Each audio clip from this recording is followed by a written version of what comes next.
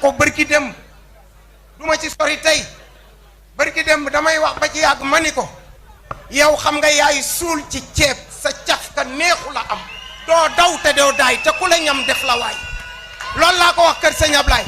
parce que man xam naa ko sama waa ji xam naa ko de du ragal du tiit du raf du ragal du tiit du raf du sàcc du jaay suuf kii jëlul alalu ceesuwaay toog ba guddi mu yore ay siya méthode di ko siyee bëgg koo jaay kii du maire boo xamante ni jël na ay benn tasseuse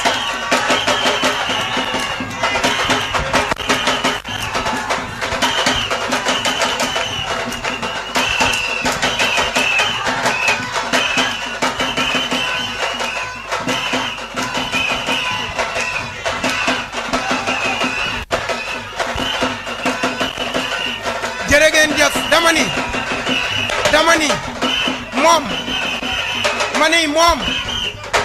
moom du maire buy toog ba guddi mu jël ay siya méto topp ay bagage u maire yi di ko siyee ngir dagg ko jaay moom du maire buy jaay suuf kii du maire buy fen kii du maire buy jox jabaram doomam xajam ak mbindaanam suuf kii du maire buy jël mbokkam di ko jox suuf kii du maire boo xamante ni buy dox day raser les murs kii c'est le maire des maires dama bëgg ngeen xam ni alal ji ngeen am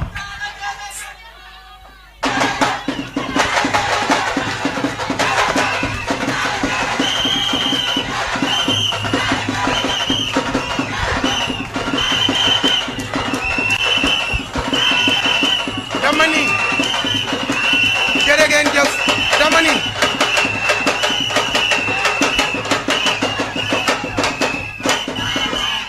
mani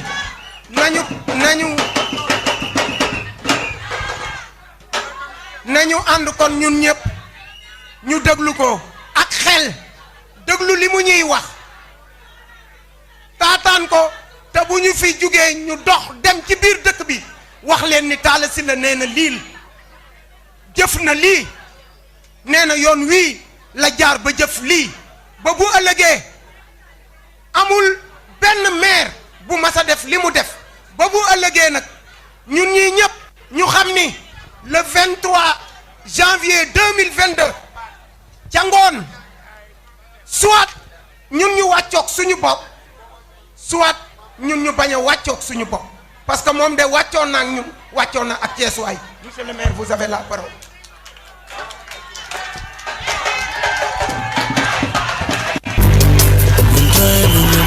Yes. Talla Sylla yow doy la ñëw ñun doy la ñu Talla Sylla ñun doy la ñëw mairie Thiès man fa nekkee ba léegi amatuñu benn tolof tolof Talla Sylla yow doy la ñëw ñun doy la ñu yaa ngi def sa kétti lay kattan fàttewul ñu nekk ci aar bi ñu doy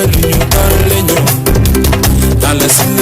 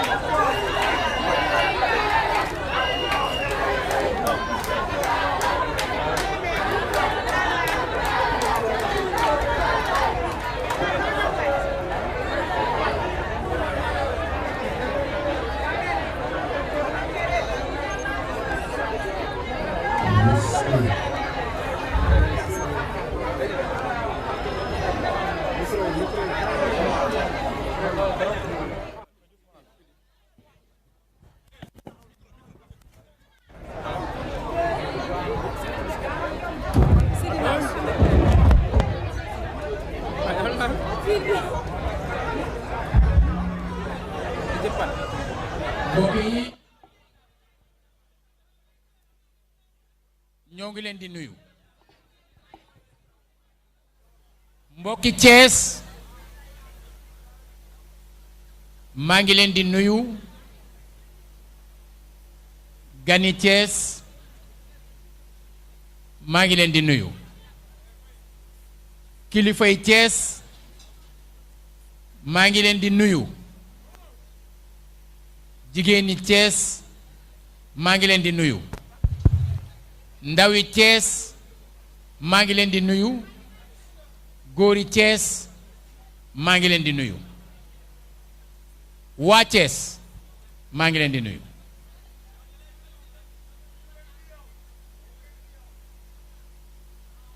defe naa di ngeen ma may ma tënke nuyoo yi noonu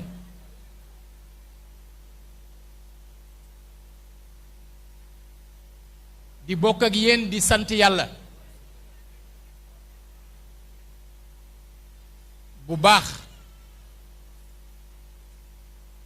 ngir moonu ñoddi nag ba ñu agsi ci waxtu wi ndax bi ñu ñuy takkal écharpe le 24 juillet 2014 amoon na ñu jàppoon ni balaa yàgg suñu ko jéemee bundu xataal tuuti mu gedd dem ba tax na mu amoon ñoo xam ne ba ñuy séddale alalu dëkk bi diggante ville de Thiès ak ñetti communes yi ñu fexe ba lépp lu waroon a doxal ville bi ñu nangu ko siddi ville de Thiès jël gare routière bi Thiès waa yépp bokk jox ko benn commune jël marché central bi Thiès waa yépp bokk jox ko benn commune ak yeneen jàpp ne su fekkee ville de Thiès amul alal ju mu mën a liggéeyee balaa yàgg mu bàyyi ndax ña ko doon def dafa am diggante bu ñu am ak alal comme ñoom bu ñu yorul alal du ñu mën a def dara jàpp nañ ne bu ñu nangoo alal ji war a doxal dëkk bi kon kii léegi mu bàyyi ñu fexe ba raasaatu poste maire bi waaye dafa fekk mu am lu ñu umpule woon mooy man dama am kilifa te nangu ko bi ma waree ginnaaw le 24 juillet boobu bi ma waree ñëw tàmbali liggéey bi def passation le 28 juillet 2014 maa ngi xëyee ci Serigne Saliou Touré yàlla na fa yàgg te wér ma teew Assane Gadiaga teew mu jox ñu café ñaanal ñu ba pare ne ma demal di nga fa yàgg ba lu ko ëpp fekk la fa defe naa ne yàgg moom weesuwul jóge juróomi at dem ba juróom-ñaari at te fu la neex nga jaar ci dëkk bi yaakaar naa ne ci diggante bi am na ay cër yu fi dolliku kon Touré Balla yàgg fi loolu te wér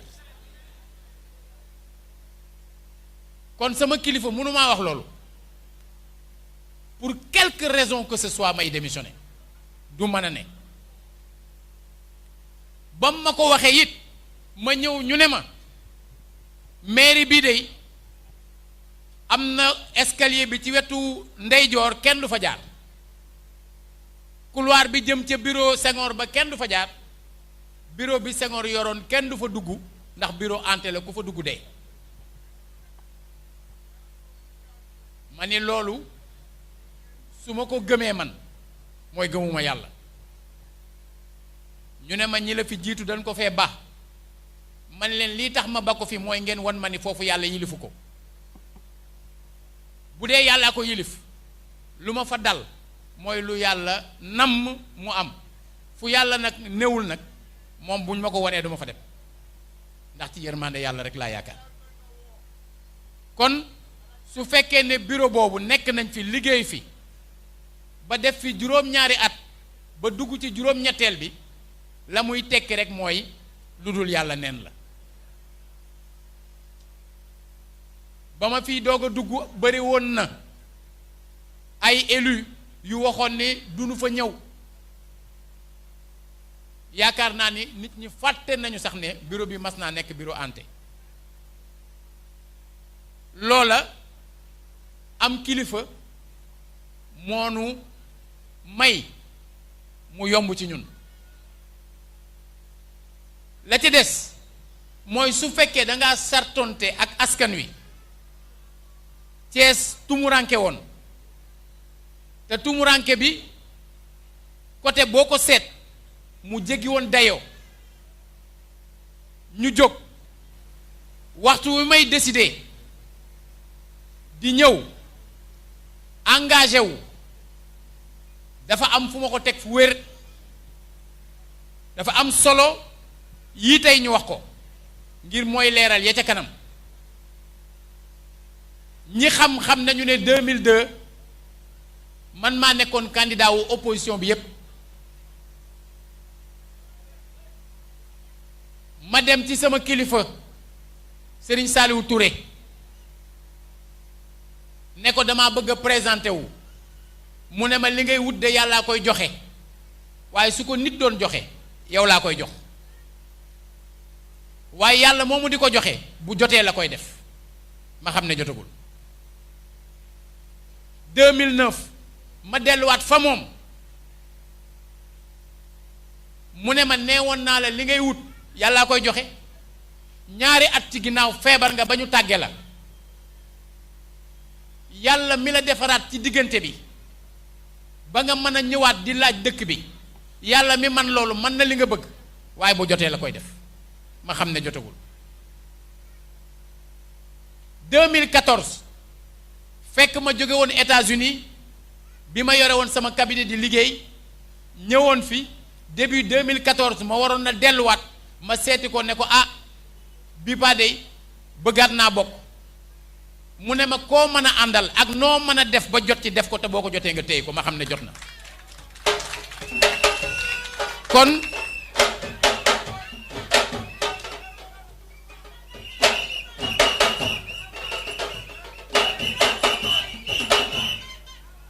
kon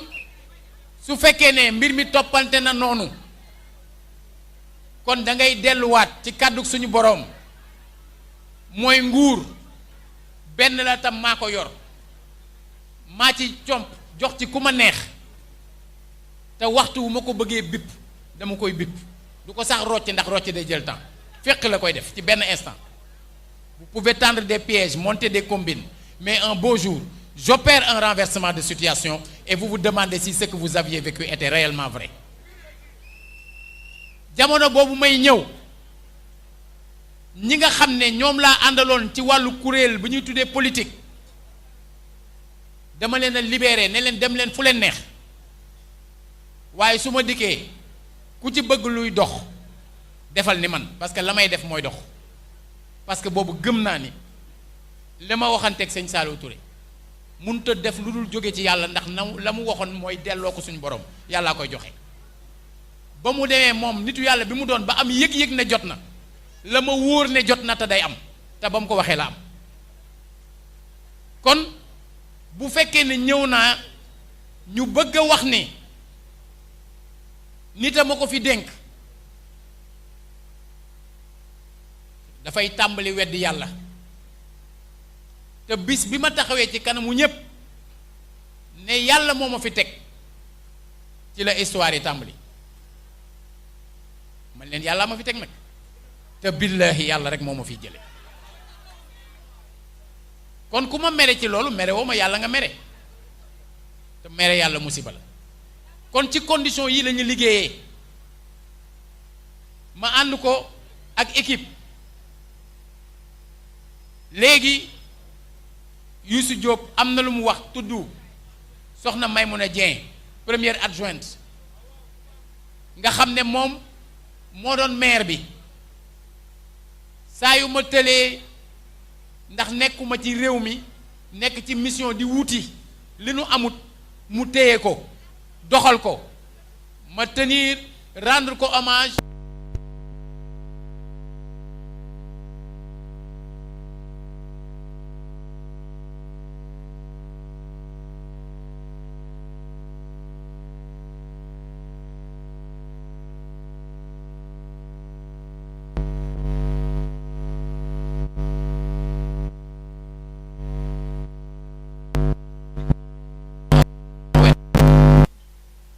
Sankhare Mamadou Sankhare di 3e adjoint réew mi la bokk ma di ko gërëm ci taxawaayam ci sama wet. Sayer Mangane réew mi la bokk 4e adjoint ma di ko gërëm ci taxawaayam ci sama wet. Soxna Ndey Fatou Mbacké àndoon ak ndem si yàlla si Mamadou Dieng 5e adjointe ma di ko gërëm ci taxawaayam ci sama wet. Elle a dignement représenté feu Mamadou Dieng qui était un véritable maire dans cette ville. Yàlla na yàlla yokk yërmande ci moom. Au-delà de ça ci biir conseil bi certes il y a eu ay moments yu am ñu réer ñu am ñoo xam ne embarqué nañ leen ci ay orientation ak i actes de blocage ou de tentative de blocage de budget de la ville, mais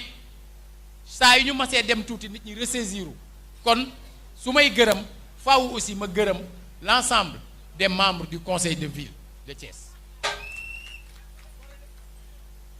lum nuy wàññi képp koo xam ne ci ñoom def nga ci dëkk bi loo xam ne rafet na na nga jàppe ci sama kàddu yi ne ci turu Thiès yépp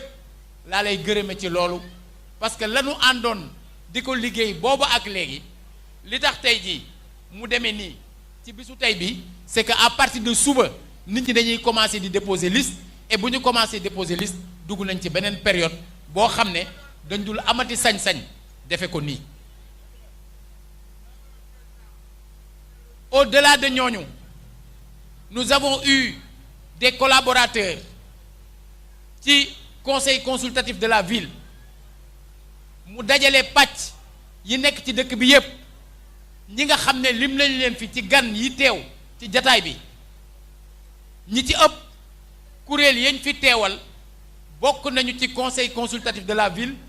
parce que dañu estimer woon qu'au-delà des conseillers élus il était nécessaire que ñu seet Thiessois yi nga xam ne kenn ku ci nekk am na loo représenté mu wóor ne soo ñëwee ca barab boobu di xalaatal dëkk bi lu ñooña dajale ñuy 80 conseillers yoo xam ne kenn fayu leen ñooña lu ñu dajale ci wàllu xalaat jox ko maire wéeru ci doog a dem ci conseil de ville proposer leen loo xam ne suñ ko tegee kenn du ci mën a teggi daal. ñooña la ñu def ci seen liggéey maa ngi leen di gërëm ci sama kàddu gi. ñi nga xam ne dañoo nekk ci administration territoriale à commencer par le gouverneur de Thiès muy ki fi nekk tey muy le gouverneur Amadou Sy mi ko fi jiitu woon, di gërëm les différents préfets yi fi jaar, Baldé d'abord, Samb,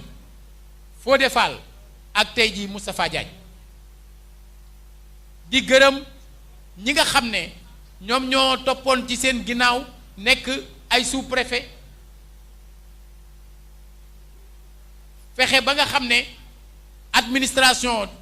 bi nekk déconcentré te ne ci dëkk bi yépp ñooña saa yu mairie ville soxlaa ñu interpeller leen, inviter leen à nous accompagner. Donc may jaare fii ci kàddu gi di gërëm administration territoriale, di gërëm donc administration déconcentrée bi yépp, di gërëm l'ensemble des services de l'État yi nga xam ne booba ak léegi ñu ngi ànd di liggéey pour les populations de Thiès. di gërëm képp koo xam ne da nga nekk partenaire u ville de Thiès, moo xam association la, moo xam yeneen kuréel la yoo xam ne dañoo nekk bitim réew, moo xam structure yi nga xam ne dañuy yëngatu la ci wàllu koom-koom ñooña ñépp ma ni ci sama kàddu gi laa leen di gërëme ci turu waa Thiès yëpp mu mel ne bu ñuy gërëm dañu cee war a boole lii nga xam ne mooy état wu Sénégal ndax bokk na ci ginnaaw baat bu njëkk ba yàllaa ma fi teg maanaam ginnaaw baat boobu lam ñu jotale woon leneen la ca topp mooy ñu toog ma ni leen li nu bëggal Thiès mairie ville amu ko ci gafakam waroon na mën a nekk nag ndax potentiel bi fiscal mi ngi fi dafa am liggéey bu mu laaj boo xam ne ñi ñu ko séqal muy ñi yore administration fiscale ñi ñu ko séqal muy ñi nga xam ne ñoom ñoo nekk recette perception municipale ñi ñu ko séqal mooy ñi nga xam ne au niveau de la ville de Thiès bokk nañ ci commission fiscalité locale ñi nga xam ne ñépp ñoom ñoo am wàll ci nu ñuy def ba wuti ay recette ñooñu ñépp xam nañu ne malgré effort yi lii ville de Thiès am bariwul donte potentiel bi bari na kon suñu bëggalee Thiès dara ma ni leen faw ñu wuti ko ci état bi te état boobu ñu ko war a wuti d'ailleurs neex na xari la que ñu liggéey ak moom ndax code général des collectivités territoriales bi tënk suñu liggéey ci article 172 moo wax ni le maire est responsable waxul le maire est associé dafa wax ni le maire est responsable de la mise en œuvre dans sa ville de la politique de développement économique et social définie par le gouvernement mais naka nga mën a nekkee responsable de la mise en œuvre d'une politique définie par le gouvernement ba pare ne du ma wax ak gouvernement bi mënut a nekk loolu mooy dëgg ku ñu xam-xam ne ba ñu nekkul maire lu ñu bëgg a wax ko lu ñu neex la ñuy wax parce que suñu bopp la ñuy waxal ku xam-xam ne li ma fi dugg ci kaso ndax sama ay kàddu ak sama ay xalaat ñi ko fi tëdd ci kaso ci Sénégal néew na kon kenn mënta taxaw ne mën naa ragal li ma bëgg a wax mais bu nekkee porte parole lu benn dëkk nekk porte parole lu Thiès amatuloo droit sooy wax di jiital sa waxu bopp amatuloo droit jiital sa xalaatu bopp kese looy wax looy yëkkati da nga cee war a xalaat intérêt wu ñi nga xam ne ñoo la dénk seen yëf muy waa Thiès kon ñépp xam nañ ni fii le 23 décembre 2017 ginnaaw collaboration bi ville bi doon def ak l'État du Sénégal jour boobu bi may décider di soutenir le président Macky Sall officiellement parce que lu may def midi laa koy def parce que je suis un homme libre dama ni le président de la République sait que nous avons des divergences profondes sur des questions essentielles mais ces divergences ne sont rien comparées à celles que j'ai avec les autres yemuma ci nag xam nga yenn saa yi damay xaabaabal ma ni dallu Macky Sall sax moo ma leen gënal loolu laa gëm et je l'ai assumé kenn ku ci nekk amoon nga droit ci moment boobu am foo far man parloo wuuma dama ni damaa bëggal Thiès dara kon li nga xam ne déggoowuma ko ak moom ci gis-gis dëxëñ naa ko ngir Thiès ñi xam nañ ne moment boobu j'étais déjà candidat à l'élection présidentielle de 2019 ma renoncer à cette candidature ku nekkoon candidat 2007 war ngaa mën a nekk candidat 2019 mais ma renoncer ci pour les intérêts de Thiès pour les intérêts des Thiessois ak ce que j'estimais être intérêt wu Sénégal président ñëw fii ci dëkk bi le 17 février 2019 maa njëkk a jël kàddu ma ne li ma gëm mooy élection 2019 yi Macky Sall mooy gagné ma ne waa Thiès su ngeen ko voteelee mooy gagné su ngeen ko voteelul mooy gagné loolu laa gëm ma ne nag bëri ko ndamam boobu gëm naa ne mi ngi ci mbartal mi ma ni rikk waay teg leen ci seen loxo su ngeen ko ci tegee dina dem su ngeen ko tegul dina dem ma ni maintenant su ngeen ko ci tegee di ngeen ñu yombalal li ñu leen di wutil ngir mu ñëw am na ñu ko ci teg nag ñu takk engagement boobu ñu defoon te def ko ngir Thiès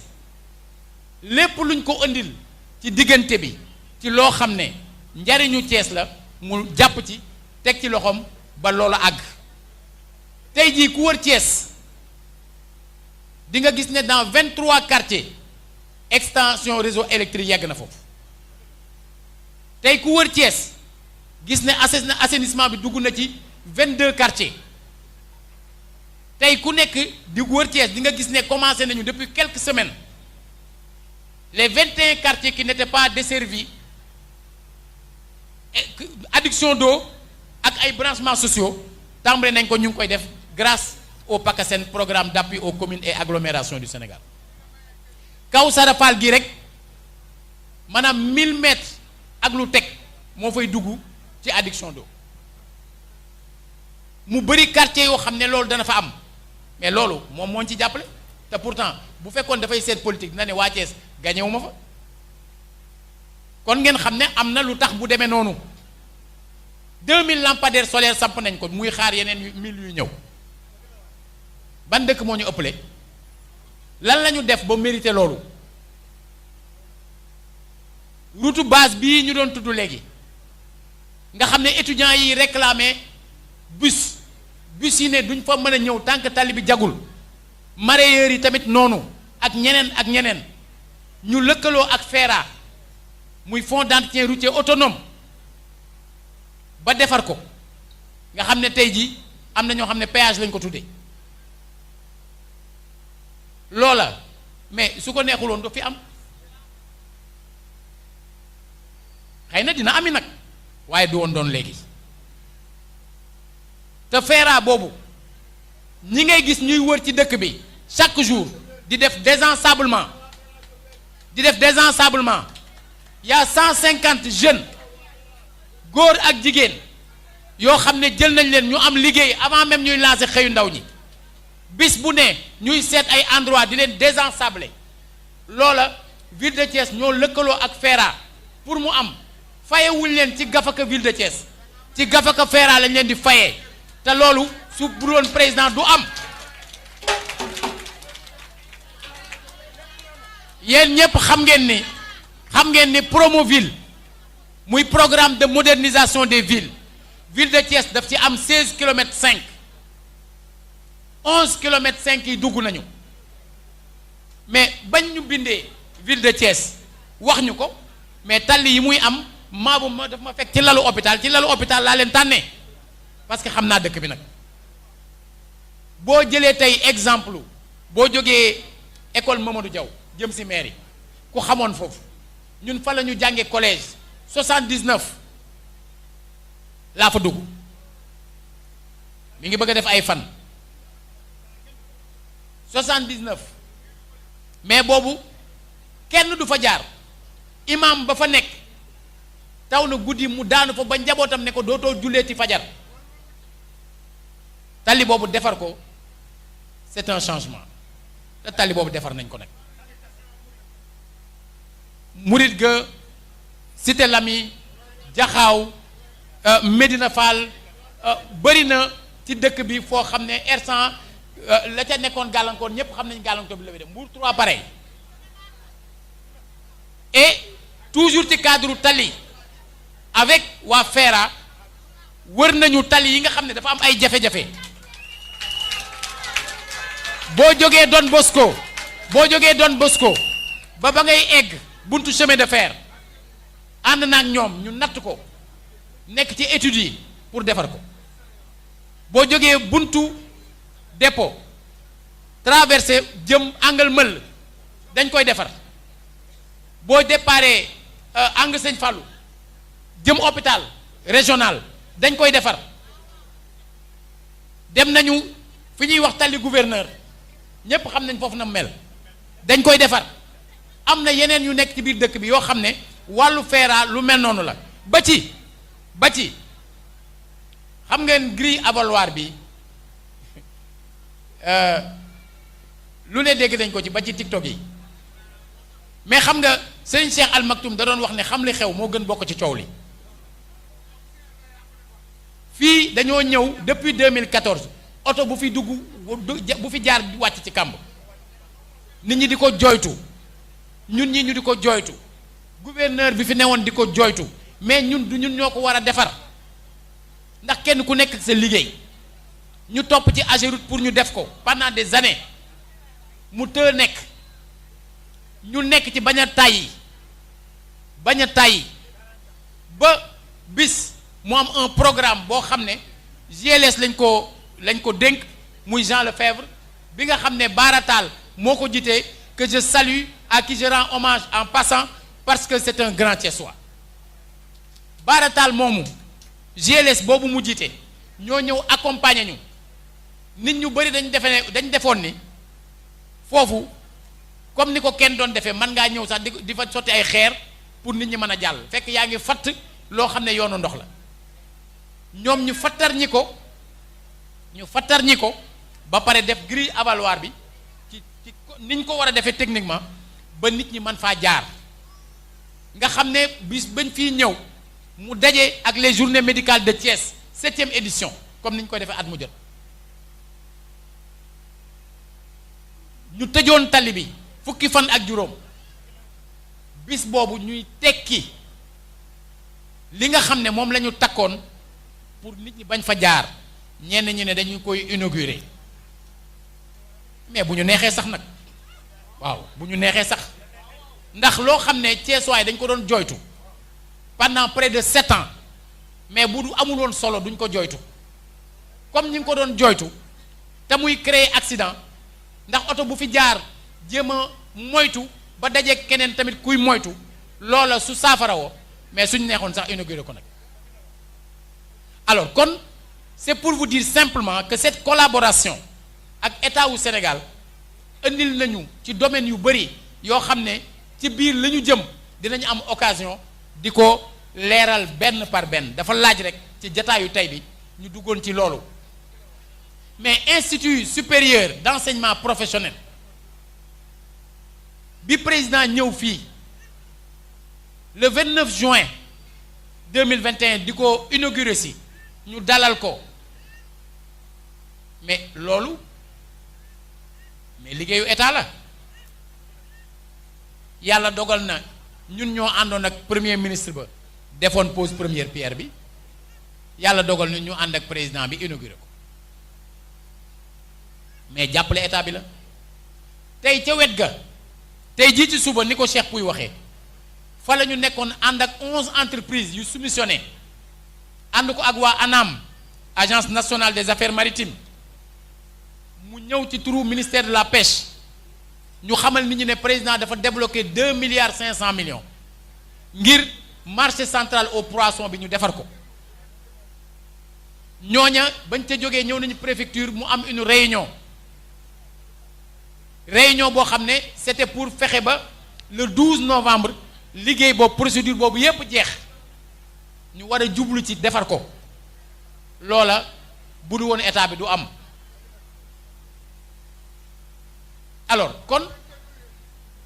ñépp xam nañ ni fii ci Thiès juróom fukki at ñi bëgg football xam nañu Maniang Soumaré bi dañoo mas a bëgg mu am gazon il a fallu fédération sénégalaise de football FIFA ministère bi yore sport lëkkaloo ak ville de Thiès pour tey jii mu am li lay won ni la ñun bañ koy def defaluñ ko suñu bopp maanaam bañ ko defaree ba yeggal ba mu yegg ba léegi sama tànk tegegu fa ngir lan ngir waa Thiès a ko moom ngir lan ren ji bi Thiès accueillir phase nationale nawetaan ñoom ñëpp ñëw nañ fi sawar ci ñëw fi sawar ci yëngu fa parce que fekk nañ fi loo xam ne ñu ci bëri amul seen dëkk ci biir loolu état bi ci boppam parce que ñi ngi defar stade du Sénégal pareegul ay jafe-jafe am ci yeneen yi nekkoon Dakar ñu jël décision que match yi nga xam ne moom la équipe nationale def yépp ak yi am solo yépp tournoi yépp Thiès lay amee mais loolu lu am njariñ la ci dëkk bi nag kon di leen wax ne loolu ñu jógoon di def ñun gëm nañu ne la ñu taxoon ñu di ko def gis nañu njariñ bi. alors li fi nekk mooy ña nga xam ne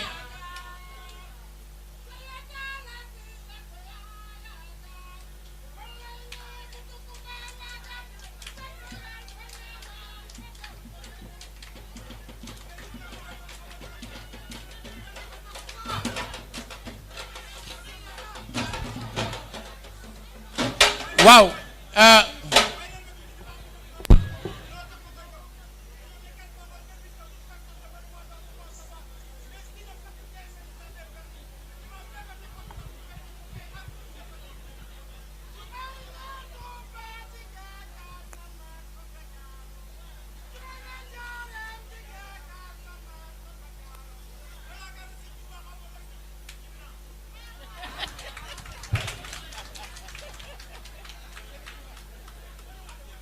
waaw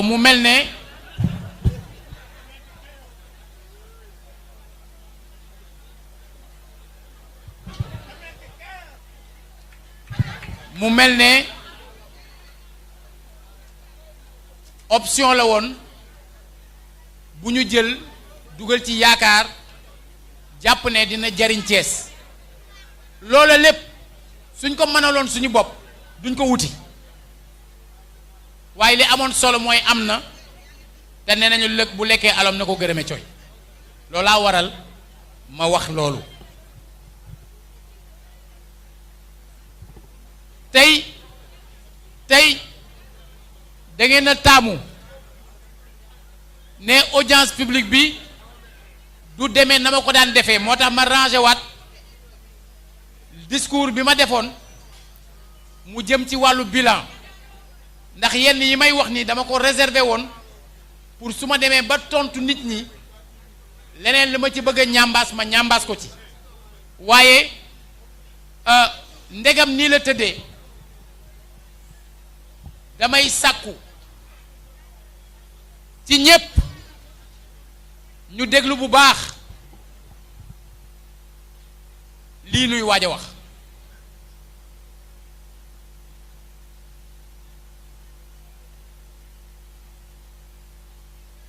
bi ma jàppee ne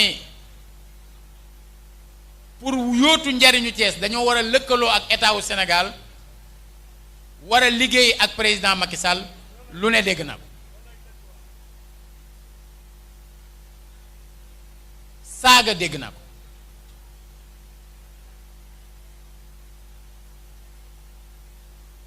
bëri na ñu daa ñëw di sàkku ci man ma réagir man leen tontu du forox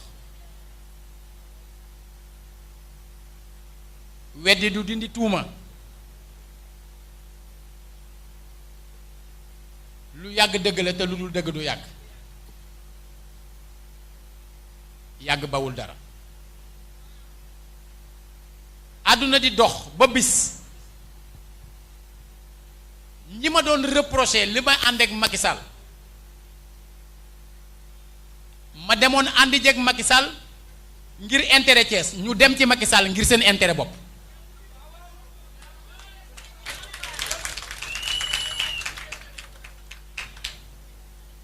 kon mel na ni aboutir nañu ci même conclusion yi sans avoir les mêmes motivations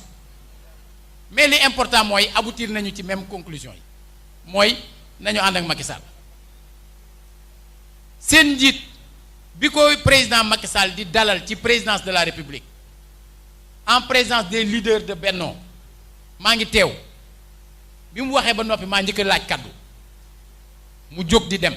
ma dab ko ne ko yaa tax may jël kaddu xaar ko ba mu ñëw ba mu toog ma ne ko dama jël kaddu ngir dalal la jàmm dama jël kaddu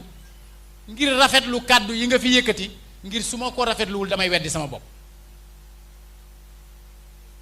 ak la ma ca teg ak la ma ca teg ak la ma ca teg ba bi ma daaneelee président ne lii dee ko wax ci rajo yi ak télé yi en langue nationale ñépp di ko dégg waxaat naa ko fii ci benn audience publique ne dalal naa leen jàmm ñi nga xam ne ñoo nekk ci biir conseil bi ñi ci ëpp dañoo rafetlu loolu bu ngeen seetloo boobaak léegi lépp lu ñu doon liggéey ci biir mairie bi ci climat bu apaisé lañ koy defee kon ñu war a jàpp ne mais jàmm gën ndax mooy permettre ñu am condition yu propice pour liggéey amal njariñ Thiès amal njariñ Sénégal waaye comme dafa fekk ñoom ba ñuy def loolu daa dajeeg ñu nekk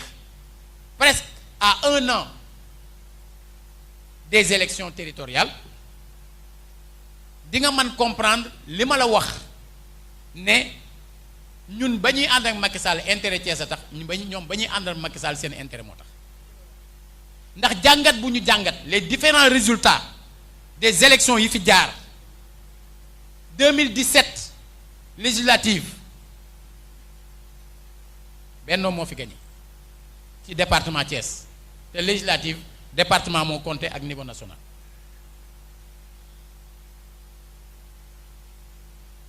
diggante bi présidentielle moo fi am te wax naa leen présidentielle bi ni mu demee Benno dem ba am 40% ak lu teg te élection locale raw gàddu la kon yow bu fekkee ña la jàppale woon ba nga raw leer na leen du ñu àndaat ak yow kon boo demee local noonu nga ñàkke woon 2017 département bi noonu ngay ñàkke yépp te boo ñàkkee yooyu yépp la nga waxoon sénégalais yi ne leen 2022 may am 63 ans ci lay bàyyi politique kon day am yoon ndax loolu la waxoon nag mu mel ne yàlla dafa dëppale yëf yi at mi élection yi ñëw mu war ci am ay défaites yu bari maanaam moo dajeeg la mu waxoon ne ci lay bàyyi politique te bu ci yàlla àndee nag ci lay bàyyi politique ndax lan yow su fekkee jàngat boobu am na nga ne naa jóg dem bootu ju ci ñële ñu ñëw dalal la jox la ay cër yu mag jël Mimi Touré teggi ko fa mu nekk ñu jox la ko yow jël sunu jigéen Ndeye Tické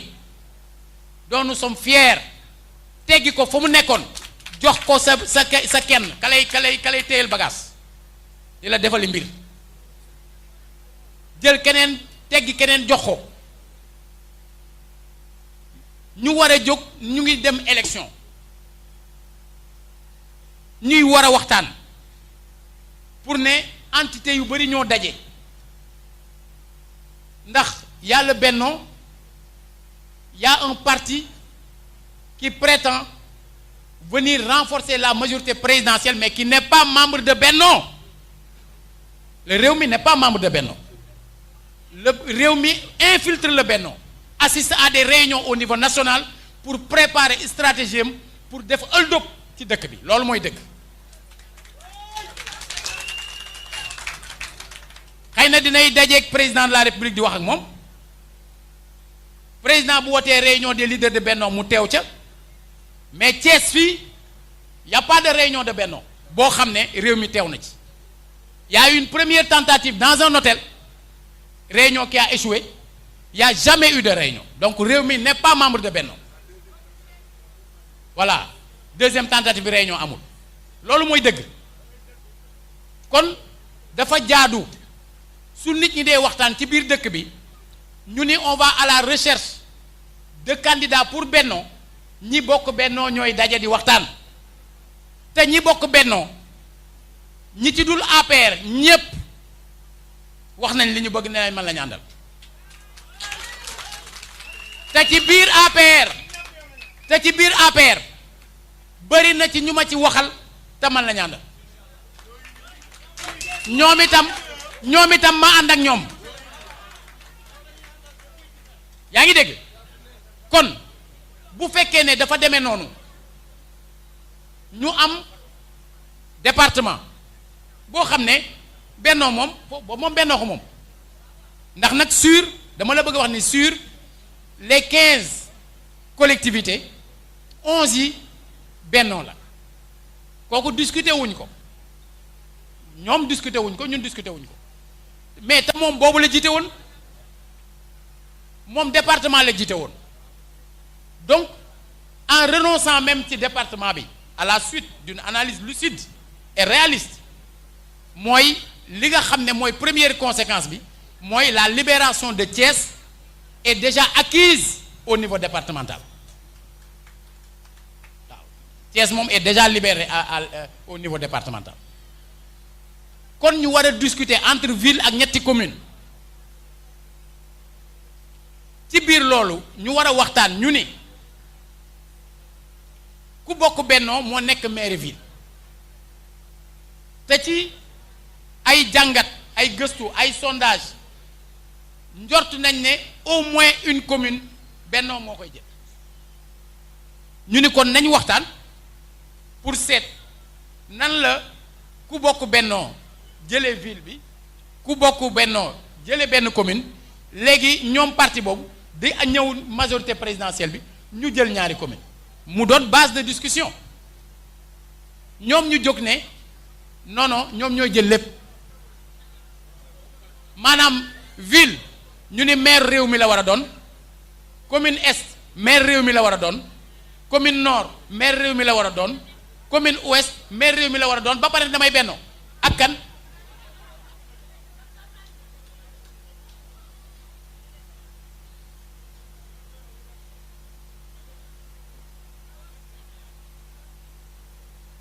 mais kan ngay bennool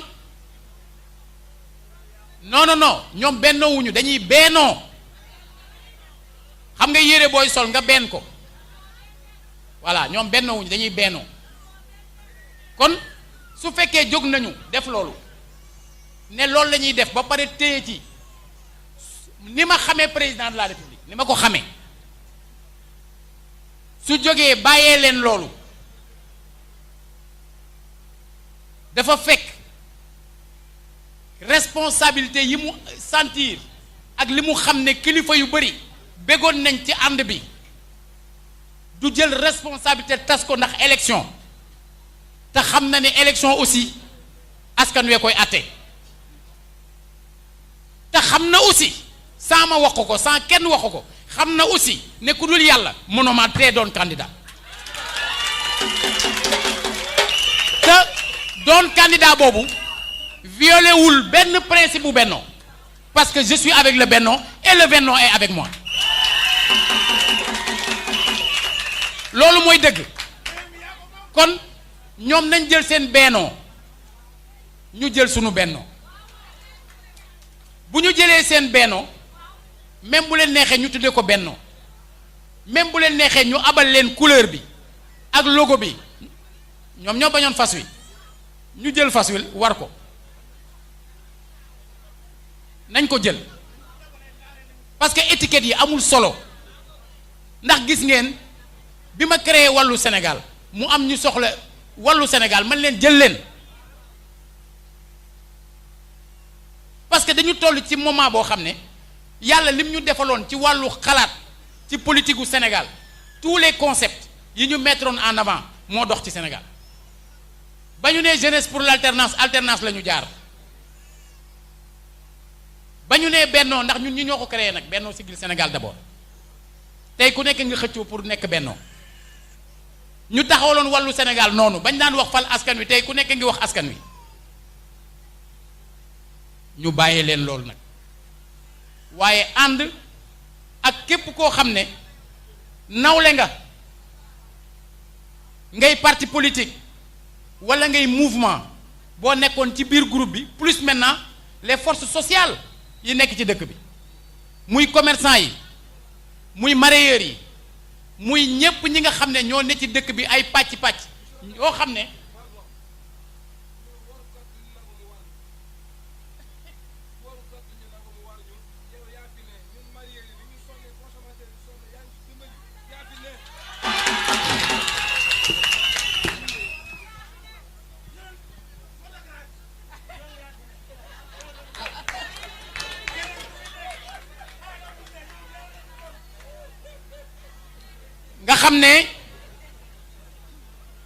nga xam ne man maa demandé ñi ñuy àndal ne leen bu ñu xëccoo ci wàllu tur bu ñu xëccoo ci wàllu tur ndax nag ñoom bu fekkee dañ ne ñoom moom Thiès te parewuñu dem ak seen tur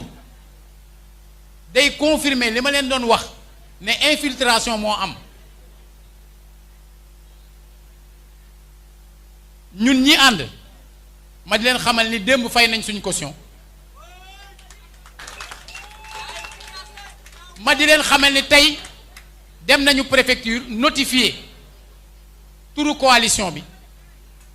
muy waa Thiès kon ñoom nañ jël bennoo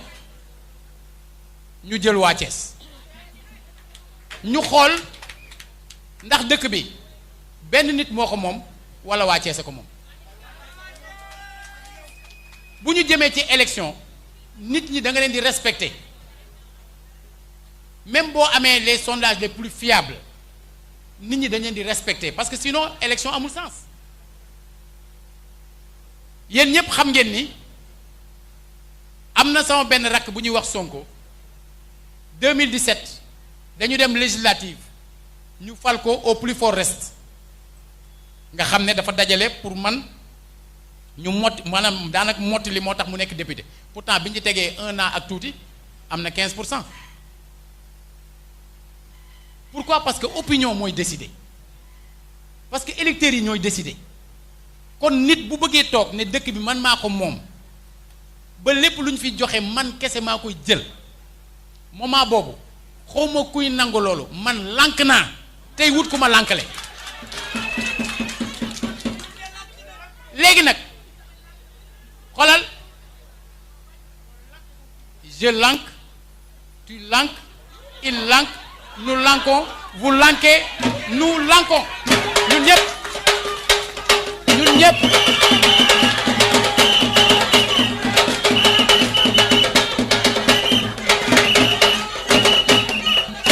léegi nag élection bi xam nga luy njariñam mooy ñi nangu ñaata lañu ñi lànk ñaata lañu mais loolu mooy élection léegi nag suñu demee ba ca cëppaandaw ja ca la ñuy xam Thiès ci lan la féete ñun ñoo fi nekk di doxal dëkk pendant plus de 7 ans jàpp leen ne jaadu na ñu ñëw quand même ci kanamu Thiessois ne leen lan ngeen xalaat ci liñ fi def ngeen am sañ-sañu ànd ci walla bañ ci ànd est-ce que ñun mën nañu toog nangu que benn nit boo xam ne suñ ko tànnee Thiès du fi teew en 12 ans waxuma sax conseil départemental mais en 12 ans yow maire juróomi yoon nga fi teg sa tànk te juróomeeri yoon bi mooy bi ñuy def passation kon yow loolu intéressé wu la ñu wëlbatiku jox la conseil départemental nga tey la wat ko intérimaire pendant 5 ans ci maire bi ak lu ko jiitu intérimaire pendant 5 ans conseil départemental nga bëgg wëlbatiku waat ne Thiès man maay décider ni kii nga xam ne moo fiy teew moo ànd ak nit ñi di liggéey nga bëgg ne au lieu Thiessois yi décider dàqal ko seen bopp non du bokk ci élection yi kan mooy nangu loolu xoolal surtout Mor Ndiaye bii nekkoon chef de village yu Kër Sëñ Ablaye lànk na loolu waaw taalibe Cheikh Amadou Bamba bi lànk na loolu soppe sëñ Muniru Njegen bi lànk na loolu xaritu Monseigneur André Gueye ak ñi mu àndal lànk na loolu man maa la ko wax tey jii boo demee yoof nga dem ci waa kër Limaamu Laay ña koy jiite samay mbokk lañu tey boo demee Ndakaaru googu maanaam waa kër Jal Jóob ya fa nekk samay mbokk lañu tey jii boo demee Jolof waa kër Alburi Njaay samay mbokk lañu ndax sama maam la mani mënumaa jóge ci ñooñu di nangu ku jël tànkam teg ko sama kaw il n'en est pas question li am mooy yàlla moom doomu aadama yi yàlla mooy décider ci wàllu yooyu ñun ñëpp ñu soumettre ci moom waaye daf ñoo may ñuy sabablu di am bëgg-bëgg di am sañ-sañ ak di ñaan di rafetal di jaamu soxlay doomu aadama yi kon suñu jëlee bàyyi suñu lépp gannaawal suñu léppi bopp jéemu ñoo am suñu lenni bopp ba nga xam ne OFNAC en 2014 man maa fa njëkk a demal fa sama bopp ñëw ne damay def déclaration de patrimoine ñu ne ma le dispositif technique bi recueillir la déclaration de patrimoine pareegul waaye pour rafetlu li nga ñëw spontanément suñu demee ba mu pare ñun ñooy déplacé wu ñëw Thiès jël ci sa déclaration def conférence de presse rafetlu ni nga doxale ma ne leen jarul ngeen di ñëw parce que je n'ai aucun patrimoine à déclarer patrimoine zéro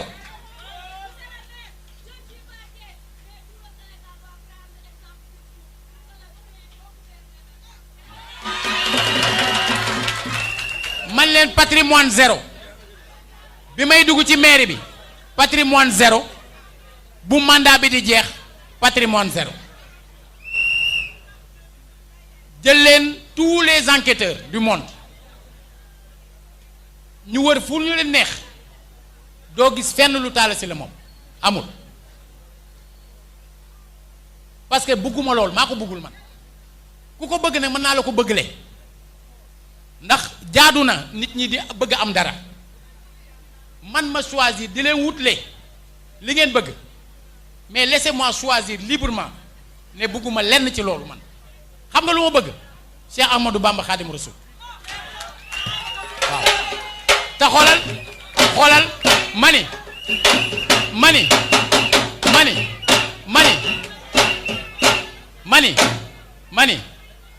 xoolal li nu jëm ànd naa ak benn maire bu mag ñu daje ci benn télévision ñu laaj ko waa élection yi kañ la mu ne bu ma sañoon mu nekk suba ndax bu boobaa dina leen dumawaat journaliste bi wëlbatiku ci man ma ne ko su ma sañoon mu nekkoon démb ndax ñaar rekk a mën a am yàlla ni waat man la ma doxal mu ni keneen la ma defe leneen li nga xam ne du waa Thiès du waa Sénégal du kenn moo ma ko mën a retirer mooy yore responsabilité ou pas at mu jot bu yàlla mayee dund fekke ak tal bu màggal dee ñëw ma dox dem Touba doxuma dem Touba ngir sëñ Touba fay ma damay dox dem Touba ngir jéem ko fay lim ñu defal ñun ñépp ñu di ci bénéficier wu tey te war a gore nag loolu foofu laa ne kon boobaa bu nekkee ci loolu dinaa jóg jëm ci lii ànd ko ak ñi nga xam ne ñun ñoo bokk Thiès rafetal ko nag yaatal ko moo waral boobaak léegi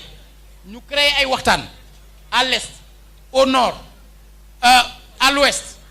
au niveau de la ville nit ñi di waxtaan ma ni leen d'accord jaadu na ñu bari bëgg mais bu ñëpp bëggee it boo jëlee benn ville kenn rek a koy doon soo jëlee benn commune bu fukk bëggee kenn koy doon kon ñi ko bëgg te nekk suñu biir nañu dajaloo ñu waxtaan ñu tànn kenn proposer une équipe mais proposer une méthode boo xam ne ku mënti jiite it doo wàcc yoon woowu ñu boole ci audience publique yi ngir nga xam ne falatuñu nit ngir mu nguuru mais dañuy fal nit ngir mu doon surga dañuy fal nit ngir mu doon mbindaanu askan wi liggéeyal leen xam nga tant que nit ñi ngi jàpp ne boo faloo da ngay tiim nit ñi ay avantage rek a ci nekk xëccoo day am mais ci kër doo gis kuy xëccoo nañ maay fobeere gisoo kuy xëccoo maay bale gisoo nit ñi kuy xëccoo maay raxas duus yaa ngi dégg Majmoud Diop yàlla na yàlla yokk yërmale ci moom mi ma yar ba mu daan organiser dimanche du PAI dans les années 80 bi mu koy njëkk a def ñu set setal permanence bi ñu njëkkee ñëw dafa jël matériel am dem raxas toilette yi te xam ne moom président parti bi bu raxasee toilette yi beneen yoon kenn du ne duma raxas toilette mais nous devons changer de mentalité nous devons revoir suñu façon de faire nous devons prendre en compte les préoccupations essentielles du peuple sénégalais consacrées par l'article 3 de la Constitution du Sénégal La souveraineté appartient au peuple, qui l'exerce par l'intermédiaire de ses représentants ou directement par voie référendaire. Aucune section du peuple, ni aucun individu ne peut s'attribuer l'exercice de cette souveraineté.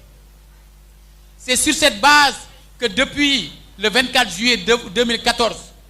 nous nous sommes engagés à être au service des populations de Thiès. Nous avons essayé de faire de notre mieux pour cette ville, pour avoir une ville propre, une ville moderne, une ville éclairée, une ville sécurisée. Nous n'avons pas tout réussi. Nous avons manqué énormément de moyens pour prendre en charge nos ambitions pour cette ville. Nous avons travaillé à l'élaboration d'un plan de développement de la ville de Thiès qui a été retenu, publié, adopté le 5 mai 2018 en présence du Premier ministre du Sénégal. Depuis, grâce à l'appui de l'État du Sénégal, nous avons réussi à construire ici à Thiès la maison des enfants, le centre de gériatrie avec l'appui de la Fondation Sonatel. Nous avons pu réhabiliter le foyer de la femme. Nous avons pu, grâce au Promoville, bénéficier de 11,5 km de route en attendant le complément pour arriver à 16,5 km. Grâce à l'appui du Fonds d'entretien routier autonome, nous avons pu réhabiliter des routes ici à Thiès. Nous avons pu mettre en branle une équipe de jeunes engagés pour le désensablement de nos routes, pour la propreté de nos rues. Grâce à l'appui de l'État, nous avons pu engranger ici à Thiès énormément d'éléments positifs pour le bilan de la ville de Thiès. Je n'ai pas manqué de remercier la première adjointe Maïmouna Dieng. J'ai remercié l'ensemble des membres du bureau de ville. J'ai remercié l'ensemble des conseillers de la ville de Thiès pour l'appui constant que nous avons pu noter au cours de ces 7 dernières années. Mais nous avions opté pour travailler avec l'État du Sénégal tel que le Code général du Code général des collectivités territoriales le stipule, article 172. Le maire est responsable de la mise en œuvre dans sa ville de la politique de développement économique et social définie par le gouvernement. Pour être conséquent et cohérent avec cette disposition pertinente du Code, nous avions choisi, pour les intérêts de Thiès et des Thiessois, de travailler avec l'État du Sénégal et de travailler avec le président Macky Sall. Nous avons été critiqués, insultés, vilipendés. Nous avons été traités de tous les noms d'oiseaux. Nous avons choisi de nous concentrer sur le travail pour la ville de Thiès. Par la suite, ceux qui nous critiquaient, ceux qui nous reprochaient d'avoir pris cette position pour les intérêts des Thiessois, ont rejoint Macky Sall. Nous l'avions fait pour les intérêts des Thiès, ils l'ont fait pour leurs propres intérêts. D'abord des intérêts électoraux, puisqu'une analyse lucide, pointue des résultats des élections ici à Thiès depuis le référendum de 2016 montre très clairement qu'ils étaient en chute, que cette chute était une tendance lourde, irréversible.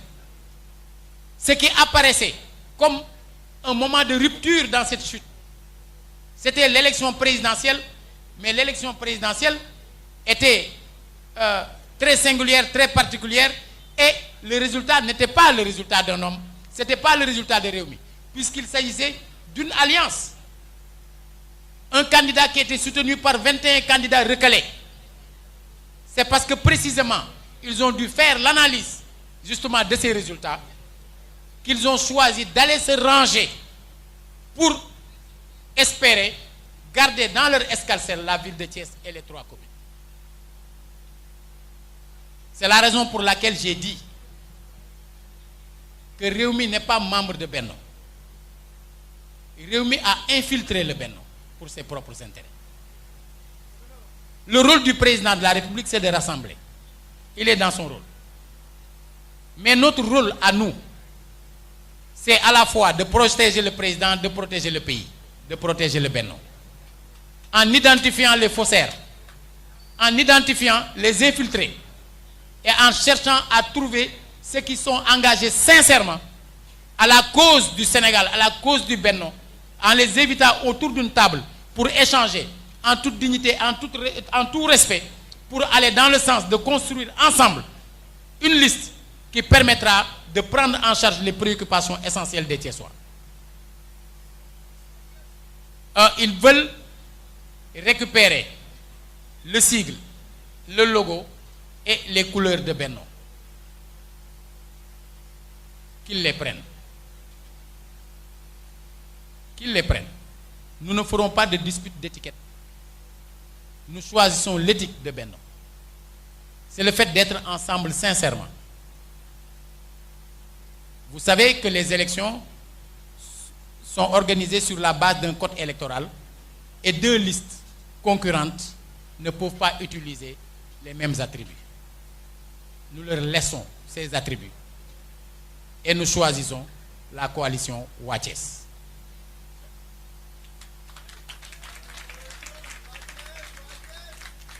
xale yi nag dégg naa ñu ni voté Rewmi génn Rewmi leen ko gënal. Alors li nga xam ne moo nekk suñu kanam dafa laaj nag dal li nekk suñu kanam dafa laaj dal dafa laaj ay waxtaan mais dafa laaj aussi xam ne luy jot na mais dafa laaj kenn ku ci nekk jox cër sa morom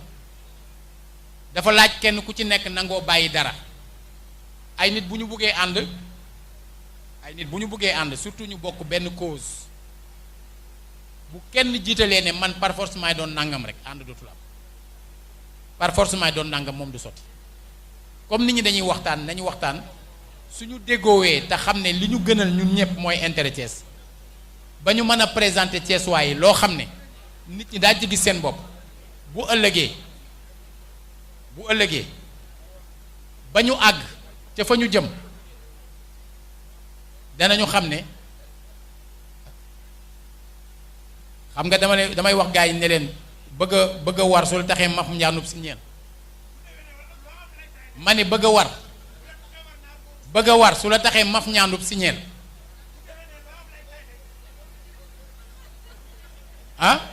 loolu liggéeyati di nga ko jëndeg teg xam nga maf ñaandu moom la tubaab di wax monter à cru waaw nga war fas mbala baam wala gileem wala leneen te doo ci addu te du am teg xam ngeen si ñeel bëgg a war su la taxee maf ñaandub si ñeel loolu liggéey te di nga ko jëndeg teg beneen bi ci des nag ak lu ngeen manti dégg na ngeen am dal ndax yàlla dafa tudd car bu dee tudd car buy dund ki toog ci car bu dee ba noppi yow nga toog ci car buy dund bu lay tiital naan la da ngay daanu boo ko dégloo gëmoo yàlla te maa ngi lay waatal ci car buy dund lañ toog waaw li ci des mi ngi ci kanam jërëjëf